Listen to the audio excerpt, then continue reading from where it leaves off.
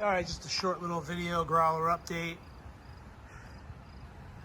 I spent a little bit of time, probably got about 2 hours into this, smoothing out a lot of these welds. I like the look of it a lot better. So I'm gonna leave all the inside welds. All these, I'll probably just run over them with a wire brush and maybe a little flap disc. But all the others, just smoothed out the radiuses. I gotta go over it with a DA sander, fine tune it. This is just a rough sand. It's looking good. I think the smooth look on this is just a little more suitable. So I got a few more joints left to do, but all in all, I'm very pleased with it. Fantastic job. It's all coming out real nice.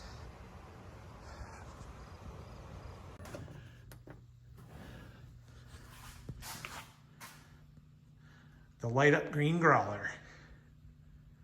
That's it for now. I'll get you a daylight video tomorrow. Cooter off. All right, we're gonna test this. I hope that's not washing out all the work that's in here and you can see it. I'll have to watch this video and make sure it comes out all right. But there is the completed Growler dashboard. One thing I noticed is that the air fitting, somebody put this thing on Gorilla tight. Probably move this.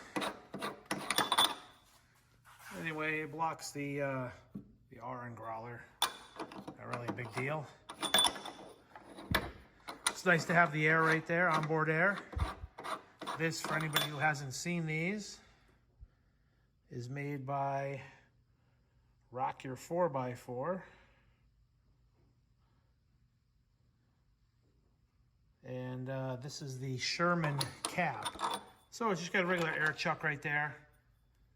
Cap just keeps the chuck nice and clean. Just threads on there, that's it.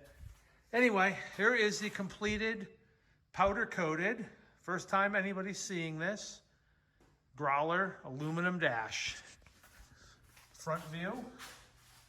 Now I do have the windshield piece here, which is going to come up and run across the factory TJ LJ gasket and cover that, and it's gonna seat up right against the front edge of the dash, and it's gonna cover this. It's all gonna be smooth since I'm not running a windshield.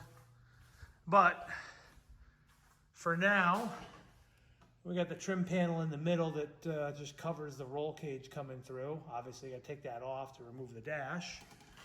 Coming over this side, because that's the whole Growler logo visible. I'll probably move that air fitting and then just put a plug in the hole. Didn't really consider that that would be in the way when I did this. But here's the rest of it.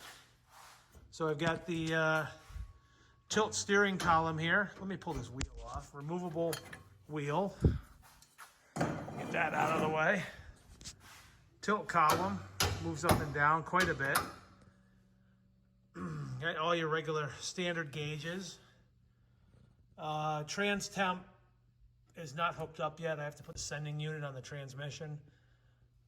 iPad mount in the middle. Got the Switch Pros 12 switch circuit there. Club radio, two-way radio, VHF, UHF radio. You can put any channels you want in there, really. Speaker. And got the OBD2 plug up here above, just below the dash where it's tucked out of the way. I've got a couple USB ports, couple power outlets there in the middle. All these panels are removable. You've seen that in other dash videos I did. This one's removable. So with a bunch of screws, for example, there's a handful of screws, 6 of them around here. You can take this gauge panel right out and unplug it. In-cab winch controls. So the way these work is you first have to turn on the Warn winch button right there. Light that up. And then you got free spool. Oh, ignition's got to be on. Can change that too. Oh, and then I turned off the winch. So turn on the winch, 3-spool in, out, and that's that. Oh, I guess the ignition doesn't have to be on. Oh, yes, it does. So the nice thing about Switch Pros is if I want this to be functioning in battery power configuration, I can go in there and just reprogram this switch to run on just battery, or I can require the ignition to be on to run any of these switches. So they have the ability to run on battery or ignition. Battery is nice for some things like your headlights, and these are wired up with a low beam. You'll see a flickering there. That's a second push of the button, so that's high beam, and then one more push is off.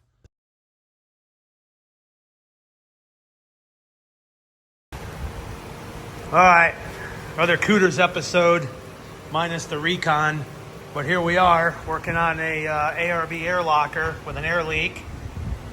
So this happens to be Kobe's Jeep, and this happens to be one of the seal housing that he picked up. Fortunately, he got the whole housing, and the O-rings are in here, and I'll show you why it's fortunate that he got the whole thing.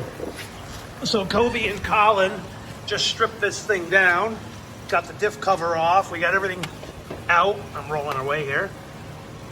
Colin pulled the diff cover and found the copper airline broken right off the seal housing. And if you look in there, you can see where the notch is in the bearing cap, and you can see where the seal housing is rotated.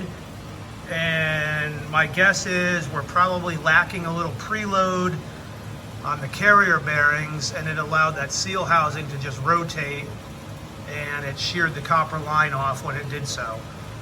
These particular ones do not run a retaining plate or locking plate to prevent that anti-rotation. I guess you'd call it an anti-rotation plate. So what we're gonna have to do is pull the carrier right out. The bearing caps are marked. I don't know if it shows up on video, but there's a vertical H there. There's a vertical H there. If it doesn't show up, well, you can see it right there. Trust me, it's there. And this side has I don't know what that is, but there's it's either a 2 or a 7. I didn't look that close there. There's a matching one there.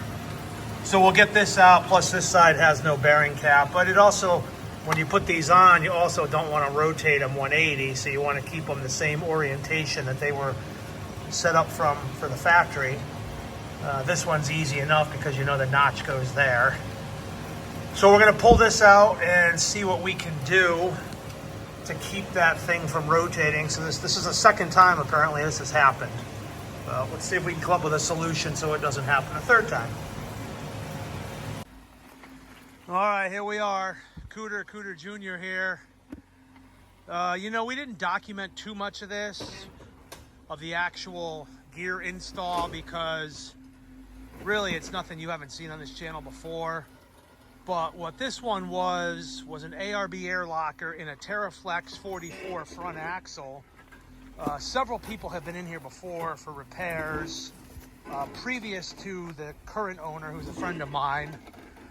What we found was it took 6 thousandths of shim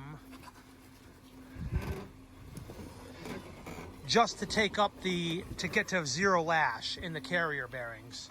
So it took me a little trial and error to get the backlash where it needed to be. I'm at 10 thousandths right now. When we first checked it, it was at 15 thousandths, which is way out of spec.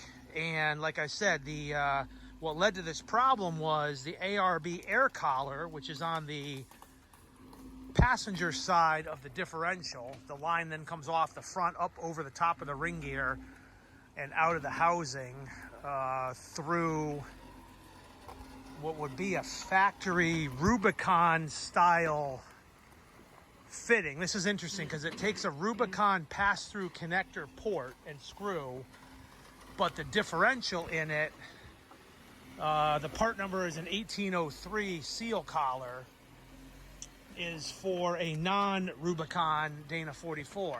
I will double check that. But we had some, there's a couple different carrier bearings. The Rubicons take a special size over the Dana 44s that we've had for a million years. And they're a little bit bigger. Anyway, needless to say, what happened was because there was no preload on the front carrier bearings, the seal collar rotated, sheared off the copper line off of the air collar, and he lost his front air locker. All he heard was an air hiss inside the diff. When we pulled it apart, the copper line was just floating around in there.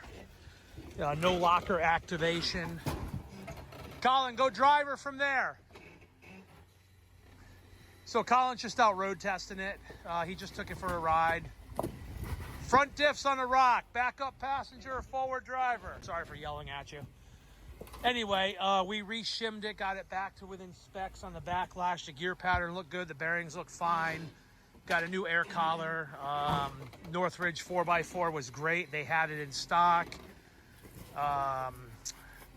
East Coast Gear Supply was also great. They supplied some of the parts also. So if you're looking for stuff quick, East Coast Gear Supply, Northridge 4x4. I mean, I deal with them mostly exclusively. They're fantastic to deal with. There was one slight problem, not their fault.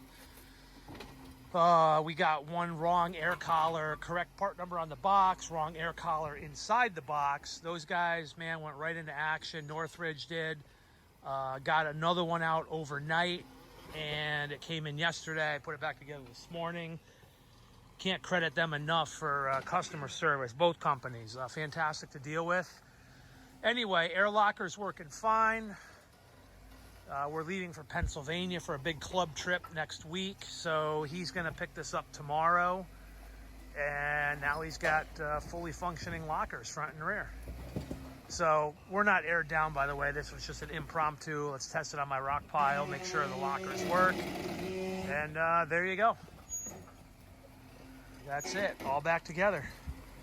So just for reference sake, just as a note, this is a 2015 non-Rubicon JK, but he's got a swapped-in Rubicon transfer case, front and rear air lockers. The front axle is a Tera Flex 44 drop-in replacement for a JK, and that's where we're at. So just pay attention.